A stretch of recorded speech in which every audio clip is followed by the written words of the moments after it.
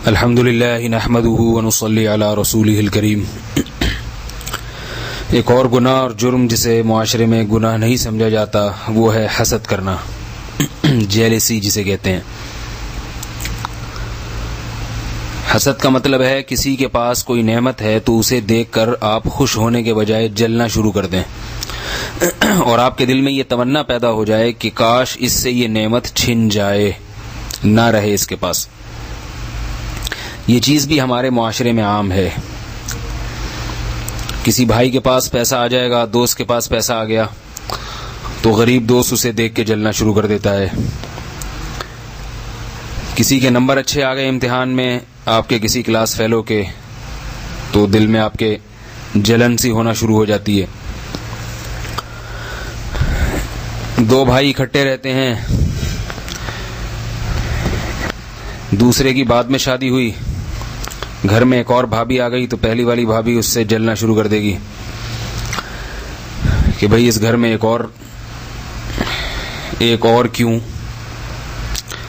یہ ایک نارمل چیز ہے، بچوں میں یہ بہت ہی زیادہ ہوتا ہے حسد کا مادہ، کیونکہ ناسمجھ ہوتے ہیں، بے وقوف ہوتے ہیں، اس لیے بہت زیادہ جلتے ہیں بچے ایک دوسرے کو دیکھ دیکھ کے۔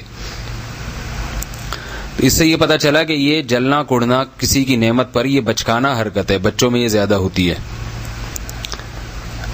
اگر یہ بڑوں کی حرکت ہوتی تو بچوں میں زیادہ نہ ہوتی۔ بعض دفعہ حسد صغیرہ گناہ کی فہرست میں اور بعض دفعہ حسد کبیرہ کی فہرست میں داخل ہو جاتا ہے۔ اگر آپ کے دل میں کسی کی نعمت کو دیکھ کر جلن پیدا ہوئی اور آپ نے اسے تھوڑا سا نقصان پہنچایا تو یہ صغیرہ گناہ ہے، اور زیادہ نقصان پہنچانے کی کوشش کی تو یہ کبیرہ گناہ میں داخل ہو جائے گا۔ آج کل سب کو یہ بات معلوم ہے کہ تھوڑی کوئی چیز ہے ہی نہیں۔ جو بھی کسی کو نقصان پہنچاتا ہے تو بھر کے نقصان پہنچانے کی کوشش کرتا ہے، اور حقیقت میں حسد کرنے والا اپنے ہی آپ کو نقصان پہنچاتا ہے۔ یہ جیلسی اور حسد اتنی بڑی برائی ہے کہ اس سے بڑی بڑی برائیاں جنم لیتی ہیں۔ قرآن مجید میں ہے ام یحسدون الناس علی ما آتاہم اللہ من فضل۔ یہودیوں کو سب سے زیادہ حسد رسول اللہ صلی اللہ علیہ وسلم پر ہوا کہ ہم دنیا کے امام تھے، موسیٰ کلیم اللہ کے ماننے والے، یہ عرب کے بدو جنہیں لکھنا پڑھنا نہیں آتا، ان میں خدا نے پیغمبر کو کیوں بھیج دیا؟ تو اب ہمیں ان کو مقتدا اور رہبر ماننا پڑے گا تو ہم چھوٹے بن جائیں گے اور عرب بڑے ہو جائیں گے۔ اسی جیلسی میں، حسد میں انہوں نے ایک سچے نبی کا انکار کیا اور ہمیشہ ہمیشہ کی جہنم کے مستحق بنے۔ تو اللہ تعالیٰ نے اہل یہود اور اہل نصارہ کے اس حسد کا بھی قرآن مجید میں ذکر کیا ہے کہ یہ محمد صلی اللہ علیہ وسلم سے جلتے ہیں۔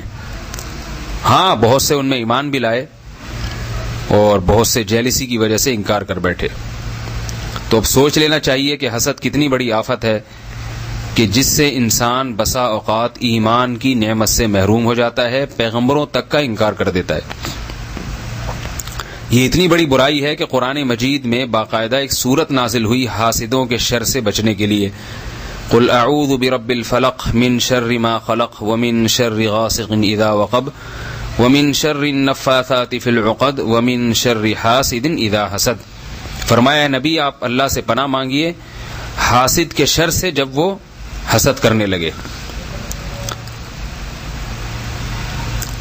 اب یہ ایک ایسی چیز ہے، بسا اوقات اس پہ انسان کا کنٹرول نہیں ہوتا، غیر اختیاری طور پر انسان کے دل میں کسی دوسرے مسلمان کے خلاف جذبات بھڑکتے ہیں۔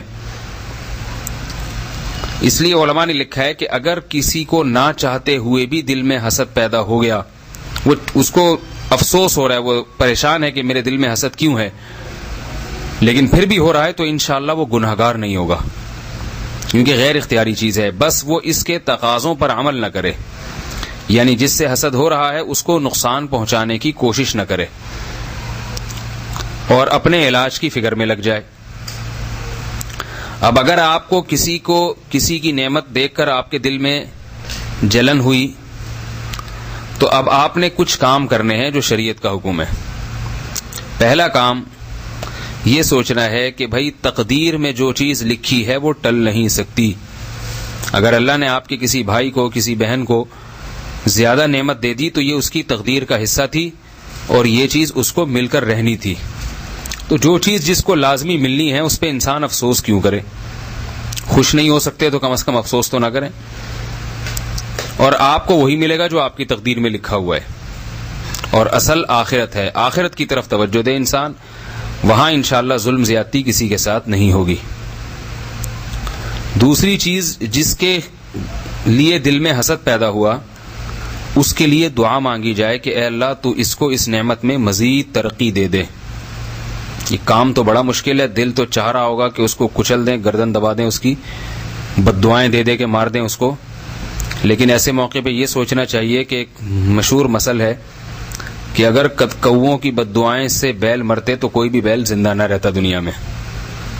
تو حاسد کی بد دعاؤں سے کیا ہوگا؟ اس لیے حاسد کو چاہیے، حسد کرنے والے کو چاہیے کہ اپنے علاج کی فکر کرے اور جس کے لیے دل میں برائی کا خیال پیدا ہو رہا ہے اس کے لیے دعا مانگے. اللہ سے یوں کہے کہ اللہ تو نے اس کو، میرے اس بھائی کو دولت دی تو اس کی اس نعمت میں مزید ترقی عطا فرما. دل تو جلے گا لیکن اس سے آپ کے دل میں حسد کے خیالات ختم ہو جائیں گے اور جس کے لیے دعا کر رہے ہیں اس کی محبت دل میں پیدا ہو جائے گی. تیسرا کام، جس سے حسد ہے اس کی برائی یا غیبت کرنے کے بجائے لوگوں کے سامنے اس کی تعریف کی جائے. دل تو نہیں چاہے گا یہاں بھی، لیکن اللہ کے لیے اگر آپ یہ کام کریں گے تو انشاءاللہ آپ کی اس بیماری کا بھی علاج ہو جائے گا. آپ کے دل سے یہ غلط شیطانی خیالات بھی ختم ہو جائیں گے، دل کو سکون بھی مل جائے گا. اور سب سے بڑی بات یہ کہ انشاءاللہ جو نعمت اللہ نے دوسرے کو دی ہے اللہ اس سے بڑی نعمت آپ کو عطا فرمائیں گے. اللہ کا وعدہ ہے کہ جو اللہ کی تقدیر پر راضی رہتے ہیں، اللہ کے فیصلوں پر راضی رہتے ہیں، اللہ ان کو مزید نوازتے ہیں.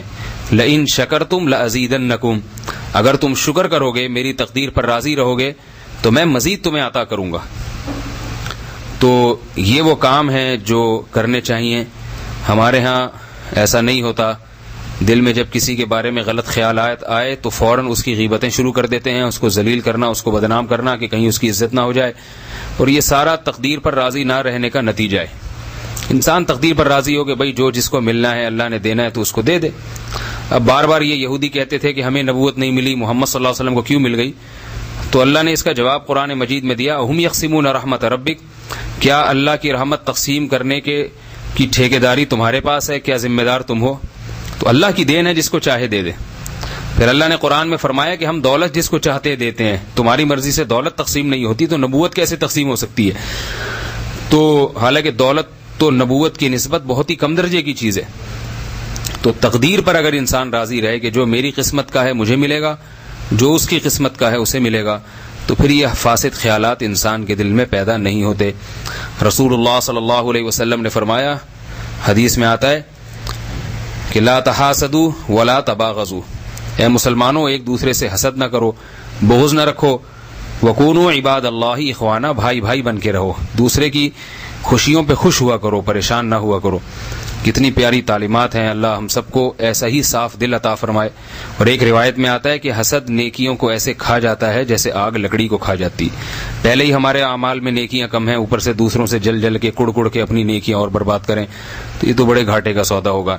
اللہ تعالی ہم سب کو اس بیماری سے بچنے کی توفیق عطا فرمائے. وما علینا الا البلاغ.